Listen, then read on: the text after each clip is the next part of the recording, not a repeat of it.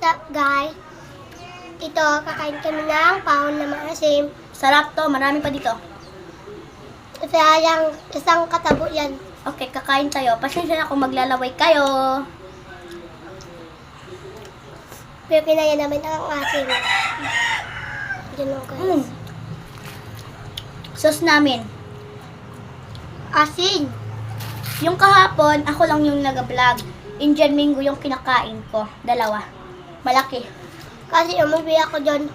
Umuwi ako ng umagang hapon. Wala siya dito. Kasi tumawag ang nanay ko. Ang sarap. Kaya ito, baka tawagan ako ng nanay ko. Ito, Wait. kakain. Hello. Babalik ang ating kain. Sarap. Sarap, di ba? Yeah.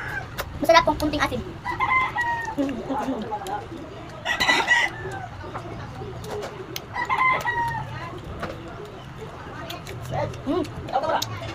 Hello guys! Naubos na kakain namin kagaya. Pero marami naman dito. Kain lang namin pati yung balat. Pero ito tapos namin yung balat. Bukasan lang namin to. Ito, isa tayo.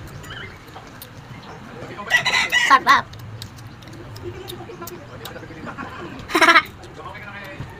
My little power, a little hours, little baby. I so in love with you. Napapasayaw sa sarap. Tuwa-tuwa nitong nanay ko kung dinalahan ko siya nito. Kasi yung nanay niya doon sa nag-work. Sumugam. Ano? Naman dito nanay ko Minsan nag-vlog. tumatawag ako ng Mang Tagalog eh, minsan naman Minas Bato. Pag dito ko ang ginayot salita, Minas Bato. Kami dalawa. Yeah. Ito bahay nila. Ang bahay namin, doon sa kabila. Masarap. Cheers! Cheers! Cheers!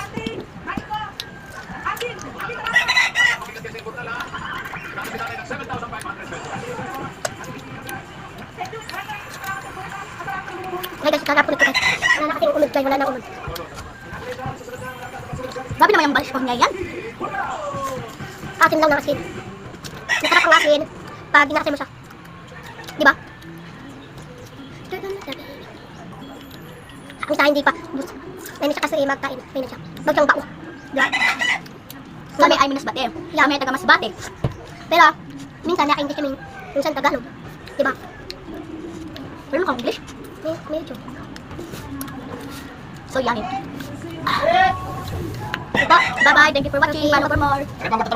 Guys, ubos na to guys. So,